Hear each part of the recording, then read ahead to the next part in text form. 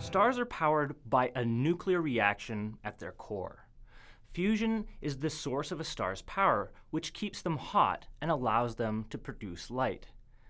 Fusion also keeps a star from collapsing. Since the atoms at the core of the Sun are heated to incredible temperatures, their motion and collisions create a gas pressure that pushes material outward, counteracting the gravitational forces that pull material in.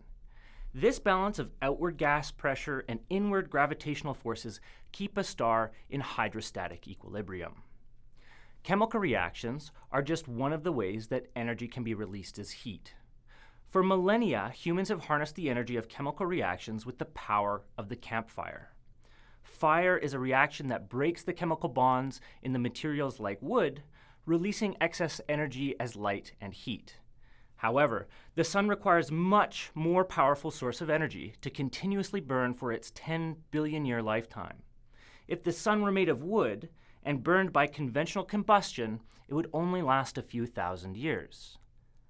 Nuclear reactions are about 1 million times more energetic than chemical reactions, so they're a much better source of energy for stars to use. In fact, researchers here on Earth are trying to replicate the conditions at the center of the Sun so that humanity can enjoy the abundant energy of nuclear fusion. In order to understand the difference between chemical and nuclear reactions, we need to understand the structure of an atom, its nucleus, and some of the subatomic particles like protons and neutrons. All atoms consist of a small, dense nucleus and a cloud of electrons bound by electromagnetic forces. Within the nucleus itself, there are two major components, protons and neutrons. Both protons and neutrons are made up of quarks, protons in such a way that they end up with a positive charge, and neutrons, which are neutrally charged.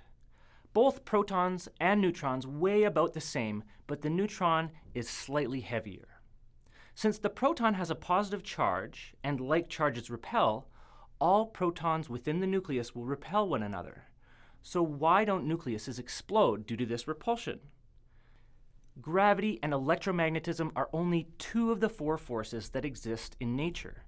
The strong nuclear force is the third and is responsible for tightly binding protons and neutrons together in the nucleus. The strong nuclear force only works over very short distances, too short for us to experience in everyday life. But it's so strong that it can overcome the electrostatic repulsion between protons within the nucleus. The fourth force of nature is called the weak nuclear force and allows protons and neutrons to transform into one another. These types of transformations are the evidence that we have that protons and neutrons aren't themselves fundamental particles. They're composed of even smaller particles called quarks and gluons. On the other hand, electrons are fundamental particles. Scientists don't think we can take electrons apart into any smaller pieces. With a mass that's 2,000 times smaller than that of a proton, electrons are the zippy particles that have a negative electric charge. Additionally, all particles in nature have an antiparticle, kind of like an evil counterpart. Antiparticles share the same mass as their normal particle partners, but they have the opposite charge. For example, the antiparticle version of an electron is called a positron. When electrons and positrons come close to each other, they're attracted together by their opposite charges, and they destroy each other in an explosion of pure energy. Finally, the tiniest particles involved in nuclear reactions are neutrinos, a name that means little neutral ones. Neutrinos have a very, very tiny mass, so small that it's difficult to measure. We call neutrinos weakly interacting particles, since they do not have an electric charge, nor do they feel the strong nuclear force. The only forces that affect neutrinos is gravity, like all particles, and the weak nuclear force. This makes them very hard to detect, since they emit no light and can pass through many thousands of kilometers of a dense material like lead without colliding with any of the other particles. That's our particle physics recap. Now let's look at a practical example. The simplest atom is hydrogen. Most hydrogen atoms contain only one proton in the nucleus, with a single electron orbiting far from the atom's core. In the cartoon picture like this one, the orbitals are shown as circular, planetary-like orbits, but that is not at all a correct picture of the atom. On small scales, the behavior of atoms is governed by quantum physics, so a better picture of the hydrogen atom would be smeared out into probability clouds. A scale model of hydrogen wouldn't look like this either. The distance between the electron and the proton is about 100,000 times wider than the radius of the proton itself. If you wanted to make a scale model of hydrogen, the distance between the electron and the proton should be 100,000 times larger than the radius of the proton itself.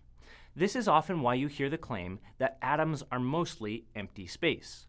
For example, if this pebble were the size of a proton, the electron would have to be more than 1 kilometer away. The proton, neutron, and electron are elementary particles. The strong and weak nuclear forces govern their behavior at very high energies. But in regular everyday life, we interact with matter through the electromagnetic force, which governs chemistry. A typical chemical reaction, like hydrogen and oxygen reacting to form water, is a process that breaks and forms chemical bonds between atoms. These chemical bonds are a complicated function of how the electrons are shared between different types of atoms, different elements. For example, if two hydrogen atoms come together with an oxygen atom, they can form a molecule of water, H2O, by sharing electrons in covalent bonds. The production of water is an example of an exothermic reaction, which means that the reaction releases heat. Chemical reactions interact through the electromagnetic force.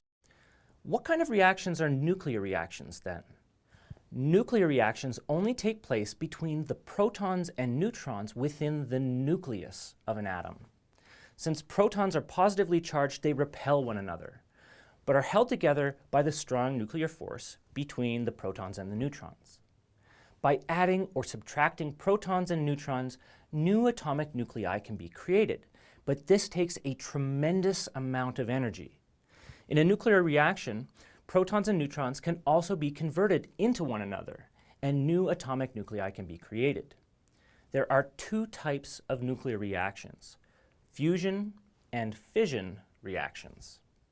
For very large atoms, like uranium-238, the proton-to-proton repulsion is so strong that across the width of the nucleus, there's enough electrostatic force to overcome the strong nuclear binding energy. Uranium-238 nuclei split on a timescale of 4.4 billion years. And when they do, they produce a thorium atom through the emission of an alpha particle. Alpha particles are just naked helium nuclei with no electrons to cover them up. When large atoms split into smaller ones, we call the process nuclear fission. I remember that fission breaks nuclei apart using the phrase fish and chips, or fish and chips. When I eat fish and chips, I break them into smaller pieces. Current nuclear reactor technologies here on Earth use fission reactions to release energy. NASA is even investigating nuclear fission for future space engines. You can also combine nuclei together, the reverse of fission, in a process called nuclear fusion. The word fusion means the process of joining two or more things together to form a single entity. In a nuclear fusion reaction, two or more small nuclei are joined together to form a bigger nucleus.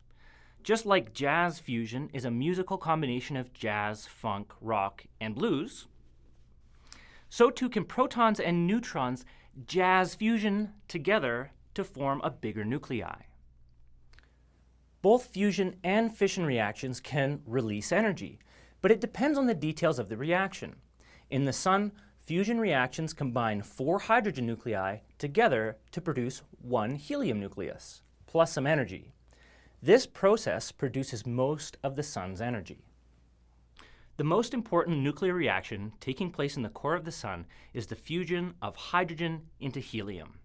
This reaction releases nuclear energy, the energy which powers the Sun.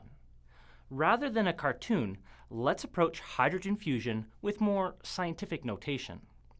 The reaction takes place in a few steps. 4 hydrogen atoms produce 1 helium nucleus plus 2 positrons plus 2 neutrinos plus 1 gamma ray photon. A positron is denoted as E+ and is the antimatter partner of the electron. A neutrino is denoted with the Greek letter nu. The Greek letter gamma is used to denote light. The hydrogen fusion reaction is sometimes called the pp chain, since it involves protons, in other words, P. We can add up the mass of the 4 original hydrogen nuclei and compare it with the mass of the helium nucleus that is produced. We find that the helium weighs less than the sum of the 4 original hydrogen atoms. Some mass is lost during the fusion reaction. The mass is not really lost. It's been transformed into thermal energy, as described by Einstein's famous equation E equals mc squared.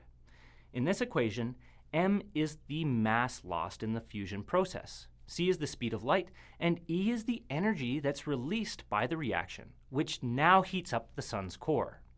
The term c squared is such a large number that even tiny masses can be consumed in reactions and amplified into huge energies.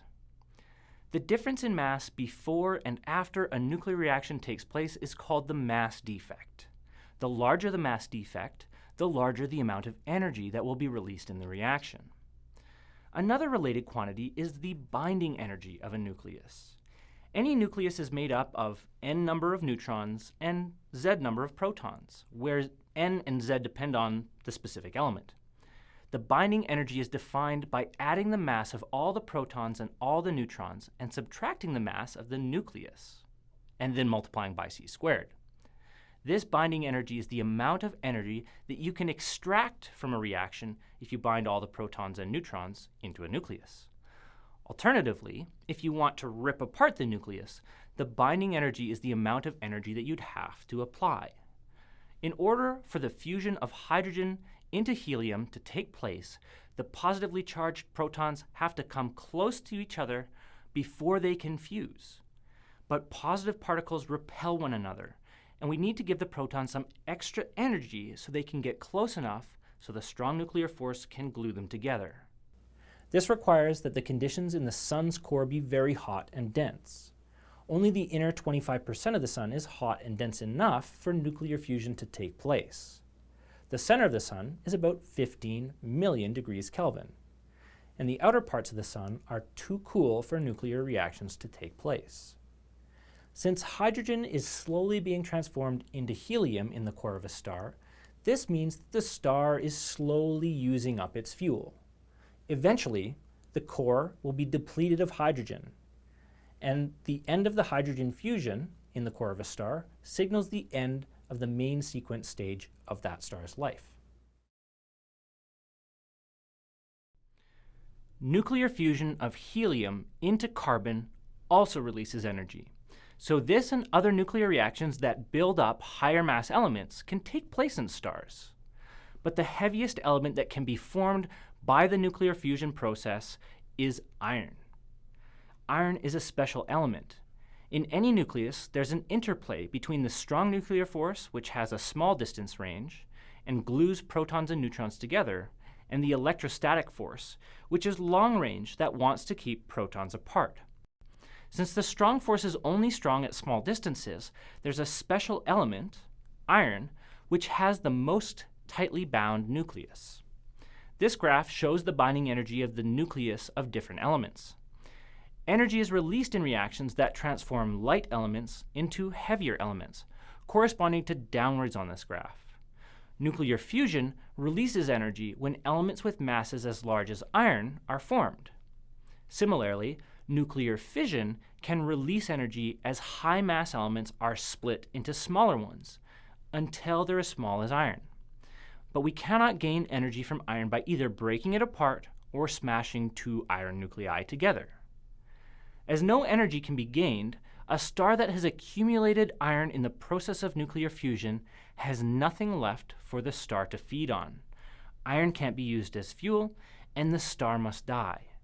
This is sometimes called the iron catastrophe, which leads to the death of a star.